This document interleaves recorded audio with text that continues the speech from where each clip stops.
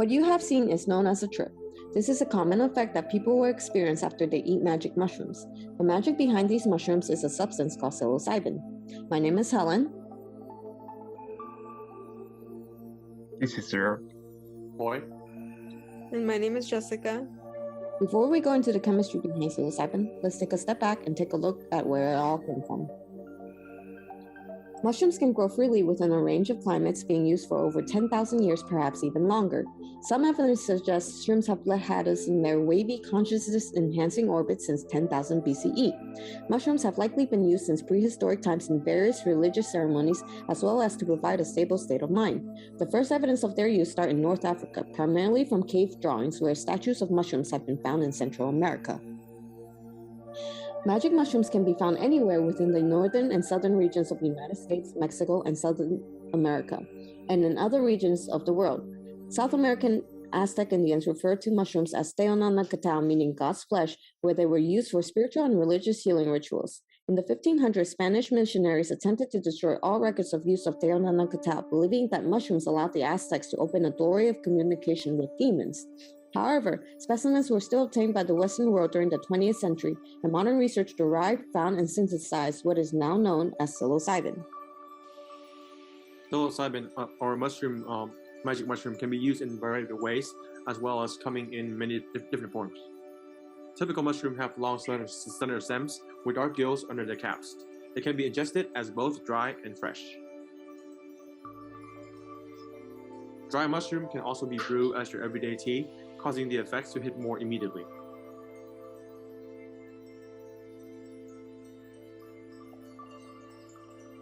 Mushroom can also be made into edibles, such as milk chocolate bars and other sweets. Some people opt to take them as capsules, often in microdoses. Microdosing mushrooms is a practice of consuming small controlled doses of psilocybin. A microdose is typically around 1 teeth of a recreational dose and does not result in hallucinations. Microdosing is often done to improve mood and focus, increase creativity, and improve mental health.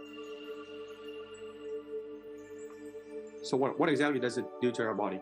Well, effects differ from individual to individual. It is often based on one's mindset and their physical and social environment, as well as the dose ingested and individual tolerance.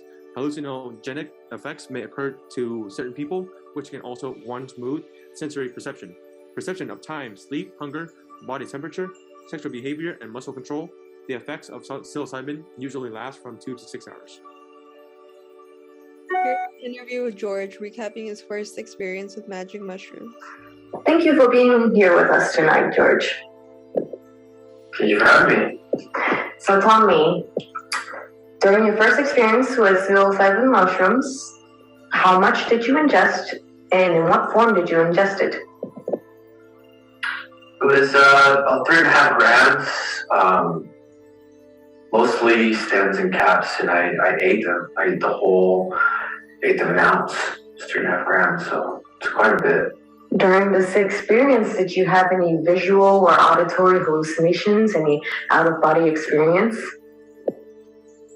Auditory, not so much. Definitely visual hallucinations, like a lot of visual hallucination. Definitely remember seeing patterns and colors becoming brighter, and just like overall, just like really wavy and fluid the way it flows, you know. Mm-hmm. Out of body, you know, sense of tingling sensation all over, you know, heightened senses for sure. Sensitive to touch, I definitely recall that. Strange to think about like wanting to pet something. I see. You know. What would you say your overall experience was like? Joyful, happy, enjoyable, pleasant,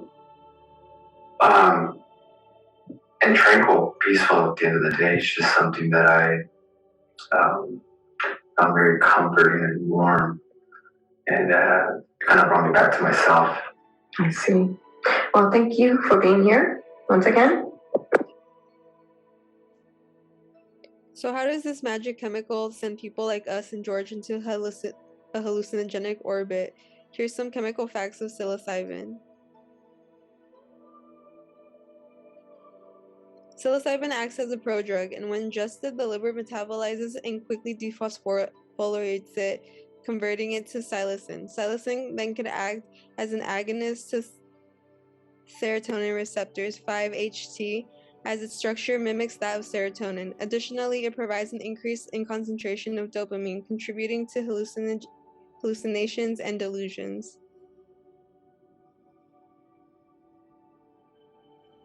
Much like other psychedelics, the metabolized psilocin has a high binding affinity to 5-HT2A receptors, which are G protein coupled receptors in the serotonin receptor family, and they are located in the prefrontal cortex.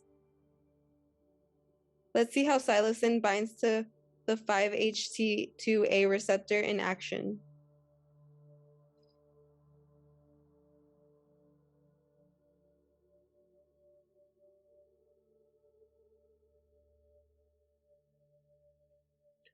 Similar to all other hallucinogenic drugs such as LSD and MDMA, psilocybin has been abused by psychedelic drug users, so federal government prohibits psilocybin, and this is as a Schedule 1 substance under the Controlled Substance Act.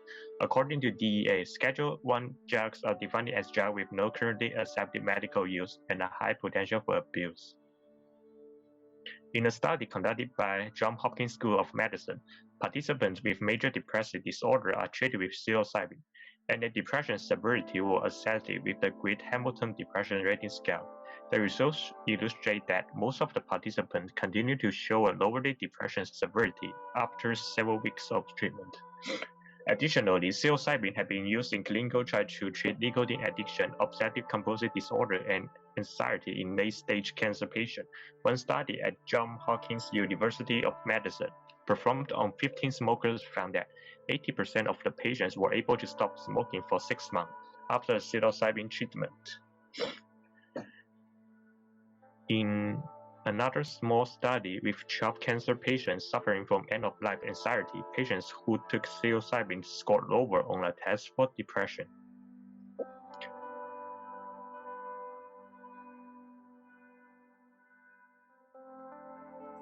What's more, studies also show that people who suffer from alcoholism cut back on the number of days in which they drink after consumption of psilocybin.